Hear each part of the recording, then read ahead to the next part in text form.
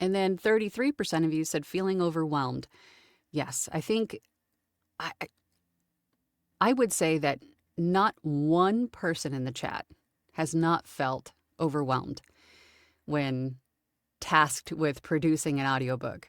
It's a lot. It's a lot more than what we're sold, right? It's a lot more than what we understand it to be when we first start. But as we always say here, it's in the doing that we learn so much more than just watching videos about it or talking to someone about it. You actually have to get in, get your hands dirty, get in there and do the thing, and you'll learn so much more in the doing. And because there are so many different variables from studio to studio, from actor to actor, from equipment to equipment, there's no really easy way of saying, here, just do this, this, and this. There's going to be so many different variable factors across, the hundreds of thousands of us out there that just make it that much harder, right? Because there's going to be, effects racks are going to be different. The effects that you actually need are going to be different. Your style, your pacing. Some people are just naturally, they have those voices that don't have clicks. They don't have to clear their throat. They don't have to, you know what I mean? They just get the copy right away and they're pretty much one-take wonders. They can do everything cold. And some people need a little bit more time and effort, and that's okay. Whichever person you are, there's really not a wrong way to do it. See, you guys tell me when I'm on a tangent. The only things that really matter in an audiobook production is the client happy? And did it get done correctly? Meaning, are the files formatted appropriately? Do they meet the standards for file formatting? Yes? Okay, great. I did a good job. And is the client happy? Ultimately, those are the only things that really matter. I just want to add this one thing because it just popped into my head. I'm not going to tangent about it. But I think one of the things that stops us dead in our tracks the most is the fear. It's not quite the overwhelm. It's not quite, I don't know what I'm doing, because you can learn what to do, right? But I think the one thing that stops most of us, if not all of us in some way, shape, or form, is the fear. Is what I am doing going to be accepted or received in a positive way? Are people going to like it? Am I going to receive negative feedback? Right? And you have to remember, and I'm almost done, I promise. But you have to remember that you cannot, as a person, as a human being on this planet, voice actor or not, you cannot please 100% of the people all 100% of the time. You just can't. So don't worry about what the listeners say. There's going to be trolls everywhere just because they're, trolls be trolling. That is their life purpose, is just to anonymously say mean things to people. If you see some of the comments on some of my videos, that people are just mean because they can be. Maybe because they just want to be heard. I don't know. Maybe they need to go touch grass. I don't know what it is. But you can't worry about those people because they have nothing to do with you. They're just who they are because they're just mean people. So don't worry about them. Is the client happy? Yes. All right. Goal achieved. And that's one of the reasons I keep picking up my coffee and not drinking it. Maybe that's my problem. I need less coffee. But you can't get hung up on what people are going to think. And that's another reason, that's what I was going to say. And that's another reason why I don't read reviews. I just don't. Because ultimately my goal was achieved. The client's happy. I don't need to hear. I'm seeing some of your comments. You don't need to hear what other people are thinking. Right? You don't need to read that stuff. I don't, just because it's a crapshoot, right? It's like a 50-50 chance if people are going to be saying mean things just to say mean things, or if it's, positive things. Yeah. Okay, I'm stopping. Okay. So what we don't understand in the beginning is that you're not just recording audiobooks, right? You're not just reading out loud and recording it. An audiobook narrator actually has 3 different roles.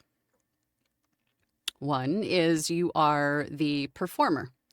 Even if it's nonfiction, you're still going to be performing. You are using your own perspectives and life experience, yes, in any book that you're doing. But if it's just, say, if it's nonfiction, you are the author, essentially, in most cases, a teacher, an educator, a person of knowledge that is sharing that knowledge with the listener or reader. So you are performing in just about any kind of book in many different ways.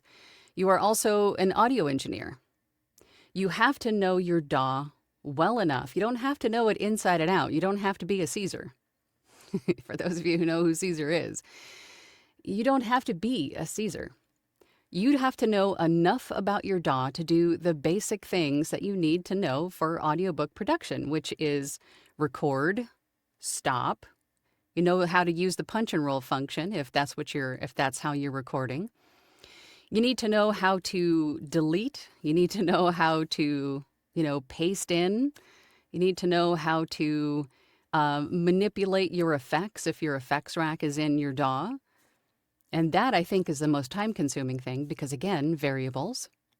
So having an audio engineer friend that could help you out with that will save you a whole lot of time.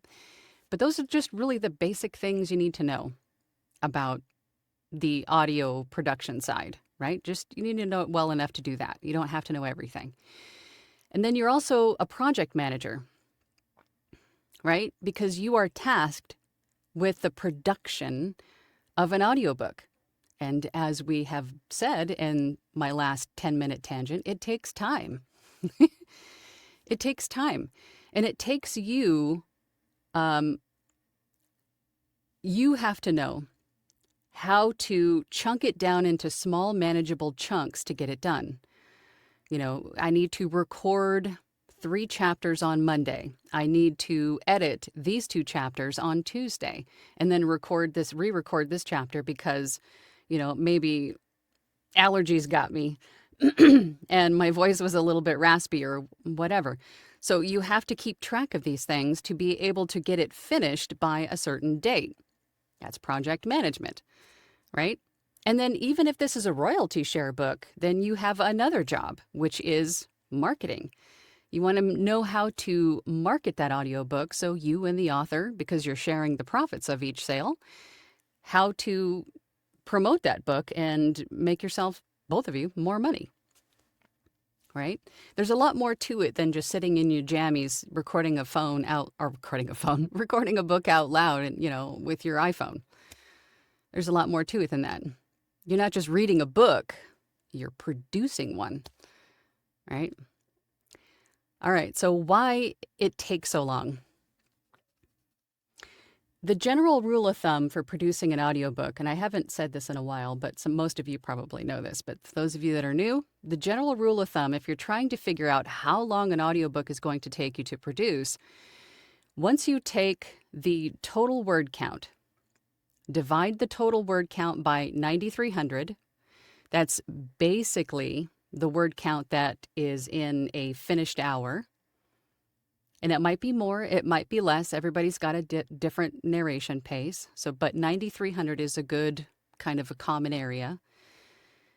And then whatever that is, so let's just say we had 50,000 words. We divide that by 9,300, and I think that comes up to, and I don't do math, but it's just under 5 hours. So it's probably like, 4.8 hours, right?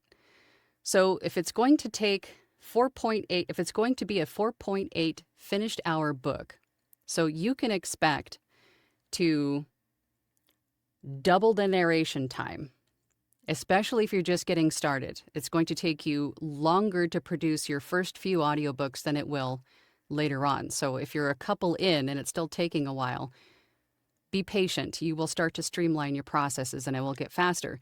But generally, it's going to take you twice as long to narrate the book because you're going to have retakes, you're going to have breaks, you're going to have times where you're coughing or clearing your throat or taking a sip of water, taking a restroom break, right?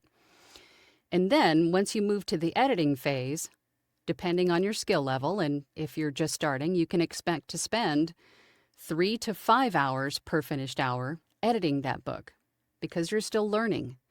You're still learning how to utilize your DAW. You're still using how to make the effects sound the way that you want them to. You're still learning how to format files appropriately. It takes a little bit of time. So in essence, that 4.8 hour book finished, 4.8 hours, could take you, what, 15, 16, 20 hours to produce, right? Roughly. Again, I don't do math in my head because I don't do math in my head. So if you're trying to figure out how long a book is going to take you, that's basically a rule of thumb. It's going to take you twice the amount of narration time, and then 3 to 5 hours per finished hour to edit and format and master that book. So that's what you can expect. But that's typical. It might be a little less and it might be a little bit more. But as you continue to produce audiobooks, you'll start to find ways to streamline your process. You'll start to learn new things that enable you to streamline your process. These are all things that you won't know unless you get in there and do it and discover these things for yourself. Or hear other people talking about it when you join groups. If you're in Launchpad, I'm sure you guys are way ahead of the curve than I was even, because I was just trying to figure everything out on my own. Because I'm hard-headed and stubborn. But anywho. So the recording, editing, and then also in that editing time, I forgot to mention pickups or proofing, right? So if you're listening through, you're doing your editing and you totally botch the pronunciation of a word, there's also going to be re-record time for re-recording that sentence, right? So that's another reason why I say 3 to 5 hours per finished hour, because you have all of that involved. I forgot to mention that. Let's see. I'm just looking at my notes here. I think regarding the staying focused for long sessions answer on the poll was because most of us don't start out a career. Like your first career in life is not a voice actor, audiobook narrator. Most of us have worked in the corporate world, right? Preceding our audiobook careers. So we're sort of programmed to rely on people telling us what to do. We don't have the CEO mindset yet, right? We don't have the business owner mindset that we control the schedule, that we have to rely on ourselves to figure out the timing of things and what to do when. We're used to being told what to do. So that transition was tough for me too, because once I became full-time, I would sit in my studio and go, okay, what are we doing today? I don't know. What are we doing today? And it wasn't until I got this agenda book that I'm always talking about. Have a daily planner, have a notebook, have something in front of you that tells you what to do every day. So as soon as you get an audiobook, start to figure out, okay, how long is this going to take me? How much work can I do in the time I have available to do it in? And write it down in your agenda book. So on Monday, I'm going to record chapters 1 through 3, and then on Tuesday, I'm going to edit chapters 1 through 3. Tell yourself what you're going to be doing. That helps tremendously. Another reason why it takes so long is because distractions. We don't have anybody telling us what to do or watching over our shoulder anymore, so we can scroll through Instagram if we want to. Or maybe you're just feeling lonely because this is a very isolating job. You're in a room, a padded room, talking to yourself all day, right? It's very isolating. So another important reason to be in groups, to have people to reach out to talk to check in on you, right? Make friends. You'll make a lot of friends online if you just join the groups and get involved, like Launchpad. Also, you allow yourself to criticize yourself. You allow yourself to, you're constantly like self-monitoring, right? Did I just say that right? Oh God, my voice doesn't sound the same as it did yesterday. I'm going to have to re-record this whole chapter. When in reality, it wasn't that different, and you probably didn't need to do that, right?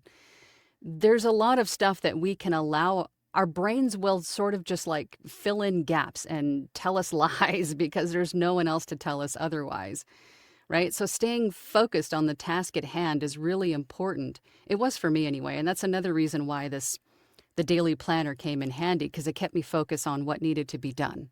And I didn't allow myself to just make up stuff, right? I had a task, I had a goal, I had to get that done.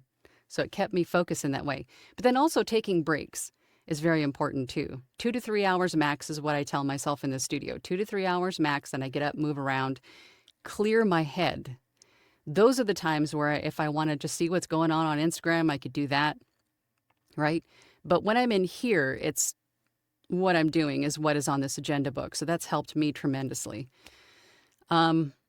Performance pressure. I think a lot of us tend to underdo it when we're performing. That we are just kind of thinking that we are reading words on a page. We're just narrating a book instead of telling a story, instead of being fully engaged in the story and allowing that engagement to come through.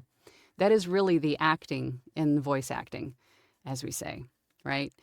So not allowing ourselves to just be monotone, like I'm just reading words on a script because I'm just, making a book audible.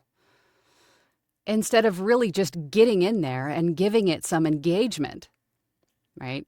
I think a lot of times we tend to underdo it because we're just trying to get it done and we're not really allowing ourselves the time and space to really perform it. And that's hard to do over long periods of time. That just comes with practice and encouragement, I think. Getting feedback from at least peers to know that we're on the right track, that we're doing it appropriate, that we're giving it enough is important. Because when we read for ourselves, when we're reading for leisure, ourselves and a book, we read really fast. And that's another thing, is that we read really fast when we're reading ourselves. So we have to intentionally slow down and really allow those words to breathe as we're reading them out loud. Giving it more, as we say in Launchpad, 50% more emotion than we would normally is what it's going to take. Did I just totally get off track again? Squirrel. I think another big one is learning the technical standards. And I think that, again, was probably one of the harder things for me because we're just, we're not born with the knowledge of everything DAW related. Obviously, we don't know what ACX standards are. I feel a lot of people are giving themselves a hard time. They're being down on themselves for not, doing this or meeting that standard or doing. It just takes practice. It just takes someone to maybe guide you and say, hey, don't do that. Just do this, this, and this, and you're good, right? Or we just tend to overthink it too much. So meeting ACX's standards, I can tell you for a fact, for me, I was making it much more difficult than it needed to be because I was, again, striving for that perfection, right? I was striving for perfect. It needed to match this number perfectly, and this number perfectly, when it doesn't have to. It doesn't have to. Because I think one thing, just to note really quickly while we're on the topic, the peak amplitude, in my head, I thought it had to be exactly -3 for the ACX standard. That anything above or below, anything other than -3 was wrong. And that's not true. It's a threshold. You cannot exceed it. You can be below it. Of course, be below it. You just cannot exceed it. And once I understood that, I was like, oh, okay. So I was being really hard on myself. I was just striving for perfection when it didn't need to be that number. It's just a threshold. It's not the target. Same thing with RMS. You're given a range because your voice isn't always going to be the same volume. You don't want it to be. You don't want it to be monotone and flat. You want it to have some dynamic to it. So that's why they give you a range for RMS. Your noise floor, again, another threshold. You can be below -60. I wouldn't be too far below it because it might be mistaken as silence, but you cannot surpass it. You cannot have a noise floor that's over -60. It's just a threshold. You don't have to meet it exactly. Right? I mean, I made it so much harder on myself than it needed to be. But I do think that is something that you might need to get someone to help you with. So you're not spending so much time overthinking it and doing more damage than you need to your audio files. Let's see. That was another note. So in the beginning, I think another thing we think about is I'm too slow. This is taking too long. There's something wrong. It's because I'm new. I don't know what I'm doing. Is this really cut out for me? Is this ever going to get faster? Am I ever going to speed up this process? I'm not good enough. This shouldn't be this hard. All of those are wrong. It is that hard, as we just outlined, or I just spent the last 30 minutes pontificating on. It's a lot more work than we realize when we get into it. So stop being so damn hard on yourself. It does take time. It's going to take the amount of time that it's going to take. So stop being hard on yourself if it's not a fast process. It will be at some point. It'll be faster, for sure, but maybe not right out the gate. And don't be hard on yourself. Stop being hard on yourselves. Give yourself some grace. Jeez, you guys are so hard on yourselves. All right.